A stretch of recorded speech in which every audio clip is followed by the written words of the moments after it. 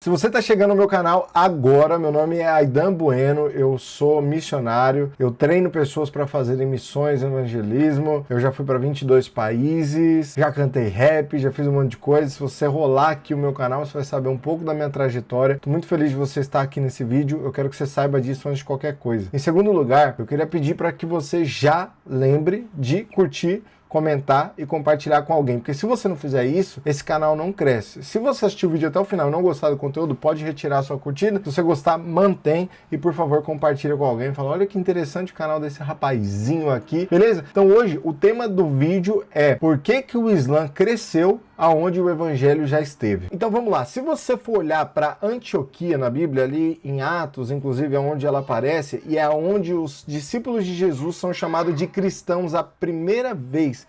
Cristãos em grego significa mini-cristos, pequenos cristos, pessoas que se parecem com Cristo. Um detalhe importante sobre isso, que eu gosto de ressaltar, sempre quando a gente está falando, vai fugir um pouco do tema do vídeo, mas é que a primeira vez que a palavra cristão aparece, não são os próprios cristãos se chamando de cristãos. São as outras pessoas chamando essas pessoas de cristãos, porque elas viam semelhança com Cristo. E nós podemos ver tudo isso lá em Atos 11, 26. Foi de lá, inclusive, que Paulo saiu nas suas viagens missionárias. Foi de lá, inclusive, que o evangelho atravessou fronteiras e alcançou o mundo mediterrâneo. E mais uma vez, para quem gosta de geografia e para quem assistiu o meu último vídeo que eu falei sobre geografia bíblica, chuta onde fica Antioquia. Fica na Turquia. O nome hoje de Antioquia é Antaquia, que hoje, por sinal, é uma cidade majoritariamente muçulmana. Então fica aqui que eu quero te mostrar a raiz de tudo isso, como isso aconteceu, e eu quero causar uma provocação para você pensar comigo se o problema de tudo isso muitas vezes não foi a própria igreja. Então, para quem não sabe da história do Islã, eu quero compartilhar brevemente sobre a história do Islã. Eu pretendo fazer um vídeo aqui só sobre a história do Islã, mas vamos voltar lá atrás, no século 7, que é quando o Islã surge na Península Arábica. Então, depois que o Islã surge, em menos de 100 anos, o exército islâmico já tinha alcançado muitos lugares. Pérsia, Egito, o norte da África todo, basicamente, a Síria, a Palestina. Inclusive, o Islã conseguiu chegar até a Espanha, que para quem conhece aí Paulo e tal, a Bíblia, geografia, você sabe que Paulo tinha um interesse gigante na Espanha. E o Islã consegue chegar, inclusive, na Espanha. E tudo isso que eu estou falando aqui para vocês eram territórios que o cristianismo estava bem estabelecido já há anos. O cristianismo estava bem estabelecido no norte da África,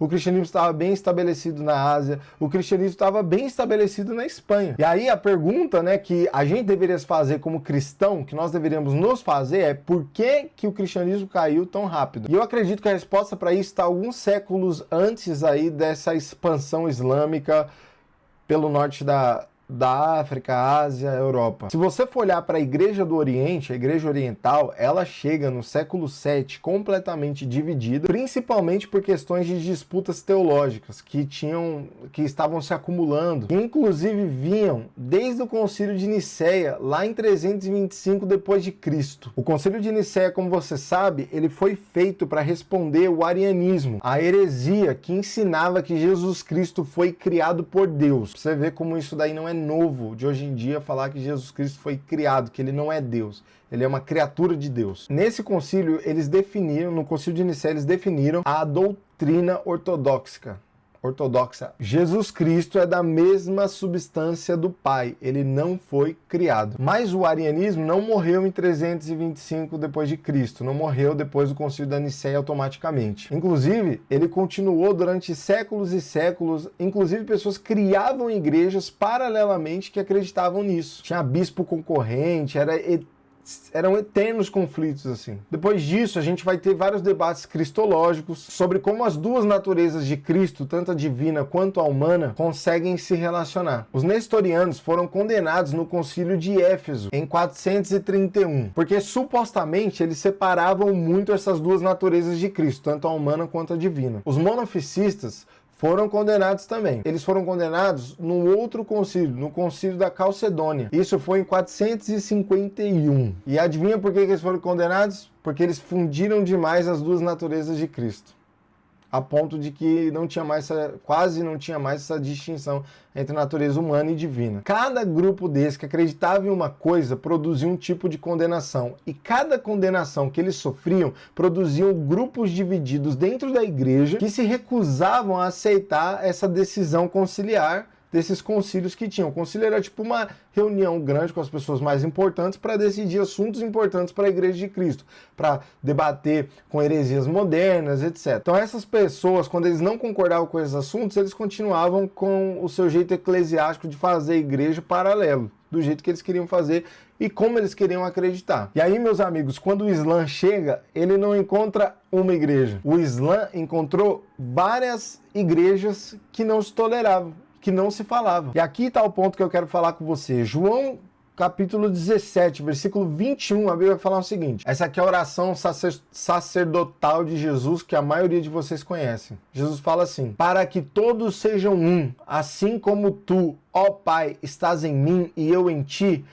que também eles estejam em nós, para que o mundo creia que tu me enviaste. Sacou aí? A estrutura dessa oração tem uma coisa muito importante que poucas pessoas param para ler com cuidado. Jesus, ele não vai pedir unidade para a igreja porque é bonito esteticamente estarmos unidos. Ele conectou a unidade da igreja à veracidade do evangelho e à credibilidade do evangelho no mundo.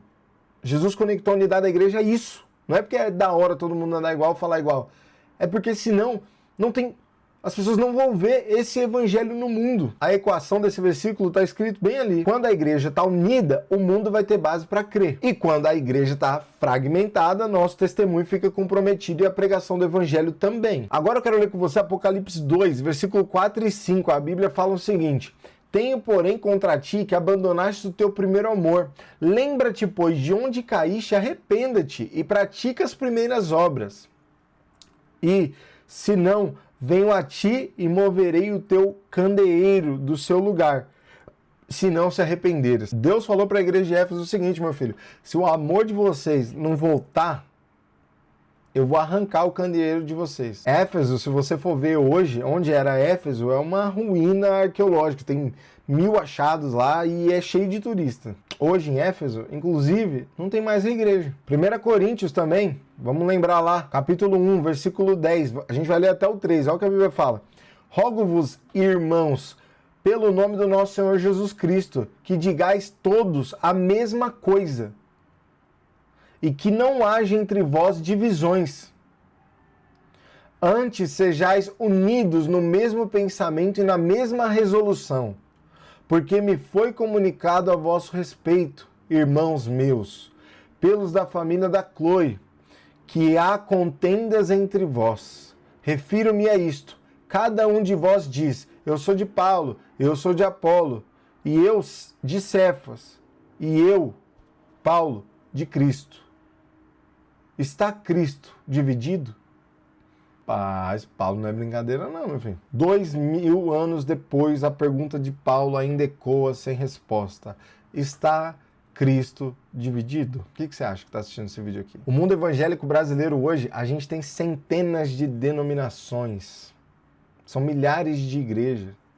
Se não milhões de igrejas. Muitas delas em conflito aberto no Instagram, no YouTube, xingo pra lá, coisa feia mesmo. Pastores que muitas vezes não conseguem dividir o púlpito. Ministério, que a base deles é só atacar o outro, não é pregar o evangelho. A base de vários ministérios aí é atacar um outro, o outro e não olhar para Cristo realmente. Eu entendo que existem diferenças doutrinárias que são legítimas na igreja de Cristo. Isso não tem um problema nenhum com isso. Inclusive, essas diferenças acabam justificando às vezes a separação que tem de algumas pessoas de outras. Batismo, escatologia, forma de governo na igreja, governo eclesiástico, né? Esses são debates que muitas vezes são honestos e que cristãos vão discordar. Cristãos mais velhos na fé, né? Os mais novos muitas vezes não sabem o que é isso. O que Paulo está combatendo lá em Coríntios não é a diversidade teológica legítima. Paulo está combatendo a transformação de líderes humanos em bandeiras identitárias. Ah, eu sou de Paulo, não, eu sou de Apolo, eu sou do meu pastor, eu sou do meu ministério, eu sou da igreja tal, a minha cobertura apostólica. Quando a identidade cristã se reúne ao redor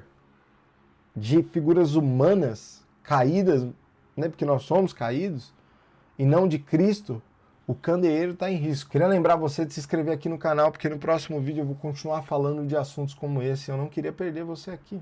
Por favor. E aí, meus amigos, caminhando para o final do vídeo, como eu falei no começo que eu ia mostrar para vocês o que eu acreditava ser o motivo do colapso da igreja no Oriente, além de eu ter falado já tudo que eu falei para você até aqui, os historiadores que chegaram lá no Oriente, eles registram que em várias regiões que foram conquistadas pelo Islã, populações cristãs receberam os exércitos islâmicos como um alívio, porque o Islã, apesar de estar errado teologicamente, eles chegavam com uma mensagem de unidade e de ordem em territórios que muitas vezes há anos já tinham sido dilacerados pela guerra, que inclusive aconteciam essas guerras entre facções cristãs. E aí, meus amigos, uma igreja que briga eternamente por décadas internamente, ela vai criando vácuo, e vácuo normalmente é preenchido. Efésios 4, capítulo 4, versículo 3, a Bíblia fala assim: esforçando-vos para manter a unidade do Espírito pelo vínculo da paz. A unidade da igreja, meus amigos, ela não vai vir de maneira automática. Paulo usa ali o verbo se esforçar, esforço. É um trabalho ativo, intencional e muito custoso. E a geração cristã, que vai ser a mais decisiva para a história, que a gente está no momento mais decisivo para a história, não vai ser a geração cristã mais talentosa. Vai ser a geração que aprendeu a valorizar o vínculo de paz entre uns e os outros, principalmente entre irmãos. Pessoas que muitas vezes vão conseguir abrir mão de ter razão em tudo que faz.